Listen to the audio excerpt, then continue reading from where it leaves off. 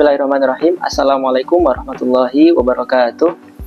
Saya Ahmad Fikri Robbani dengan NIM 23610267.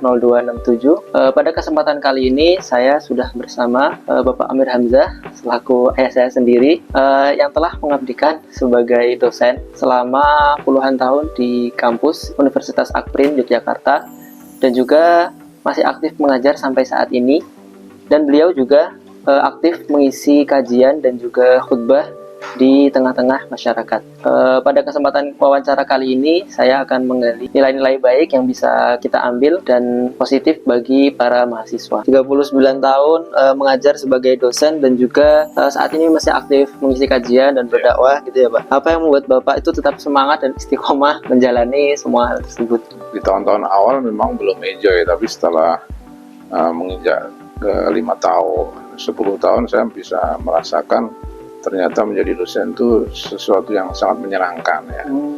Menjadi dosen memberikan semangat kepada anak-anak muda.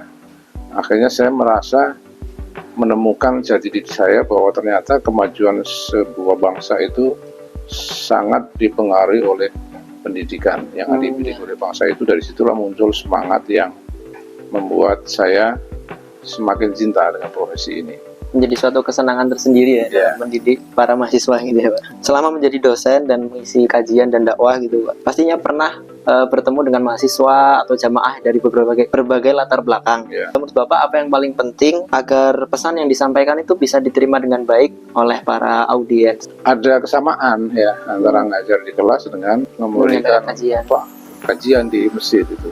Yakni bagaimana mengelola waktu, menyampaikan ide yang biasanya itu terbatas waktunya. Misalnya pas khutbah itu di mejanya udah tulis maksimal 15 menit. Berarti bagaimana sebuah ide besar saya harus kemas dalam 15 menit, di mana di situ ada pembukaan, ada konten, ada closing, dan jamaahnya juga beragam. Ada yang sudah tua, kakek-kakek, ada yang bapak-bapak, ada yang masih remaja. Itu bagaimana melihat tema itu yang itu ternyata semuanya bisa dipelajari dengan pengalaman ya. Tadinya mungkin harus pakai teks membaca gini karena mungkin sudah berpuluh-puluh kali teksnya sudah ada, tapi mungkin nggak poin-poinnya dibaca ya, poin-poin aja.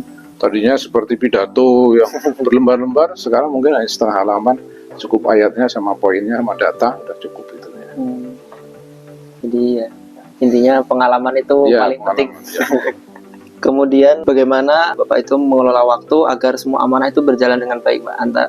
Dari 3 tadi mungkin mengajar, kemudian ya berdakwah dan juga untuk sebagai terutama kepala keluarga juga. Jadi sebenarnya kita dikasih waktu kan sama ya 24 jam sehari, dan kita juga sudah tahu kapan harus istirahat, kapan harus menyiapkan untuk memberi kuliah, kapan harus menulis laporan. Nah sehingga itu pandai-pandai kita mengatur waktu saja.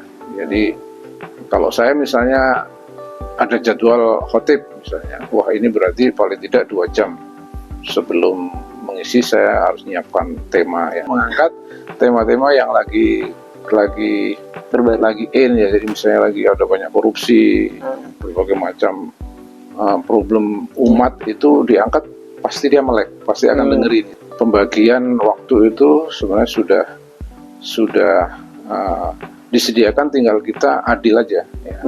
Bangun pagi misalnya ke masjid, sholat, berzikir, baca Quran, menyiapkan mungkin olahraga beberapa menit, ke kantor mungkin ada rapat tadi. Itu sesuatu yang dengan 10 tahun, 20 tahun, 30 tahun, apalagi ini saya sudah mau ke 40 tahun ya, itu sudah otomatis gitu. Otomatis. Nah itu dibagi secara sesuai dengan kebutuhan aja gitu. Dari semua pengalaman ini, nilai atau prinsip hidup yang paling penting bagi Bapak itu apa yang selalu dibagi? Nah prinsipnya satu kata aja, amanah ya. Jadi bagi saya itu hidup itu amanah ya. Jabatan itu amanah, tugas itu amanah, anak-anak itu juga amanah. Asal ada kemauan pasti bisa. Sementara banyak orang yang sebenarnya bisa punya kemampuan tapi nggak punya kemauan. Nah kemauan itu saya anggap sebagai sebuah rezeki dari Allah untuk supaya anak-anak itu menjadi penerus dari idealisme hidup saya gitu. Satu kata yaitu amanah gitu. Ya, amanah. Dan juga pastinya percaya kepada Allah Subhanahu wa Ta'ala. Mungkin ini terakhir ya, Pak. Apakah ada pesan dari Bapak untuk mahasiswa ataupun generasi muda, terutama saya sebagai anak sendiri, untuk mempersiapkan masa depan agar menjadi pribadi yang lebih baik dan bermanfaat? Ya, pesannya adalah saya ambilkan dari Al-Quran ya. Raihlah apa yang dijanjikan Allah tentang kehidupan akhirat, maka dunianya jangan kamu tinggalkan. Artinya ketika kamu belajar baik itu agama, ilmu umum, itu dalam rangka untuk memperjuangkan agama ini, maka nanti dunianya itu akan pasti Allah sediakan. Sebagaimana ada prinsip yang lain, kalau kamu menolong agama Allah di dalam hidupmu, pasti kamu akan ditolong di dalam hidupmu.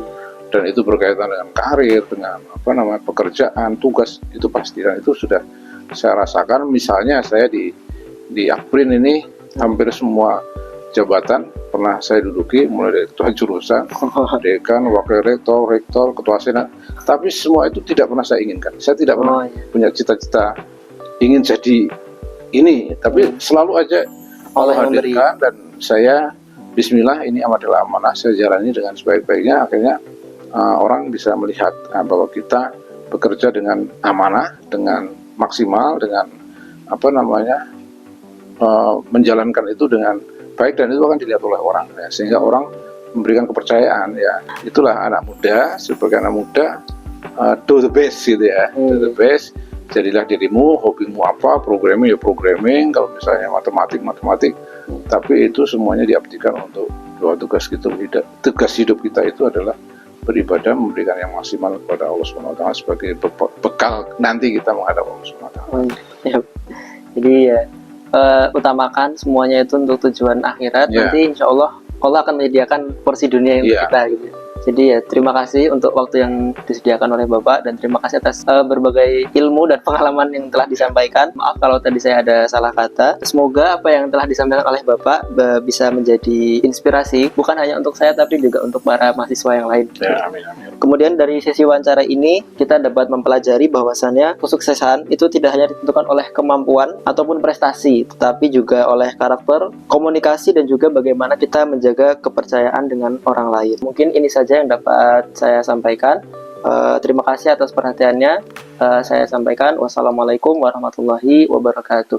Waalaikumsalam.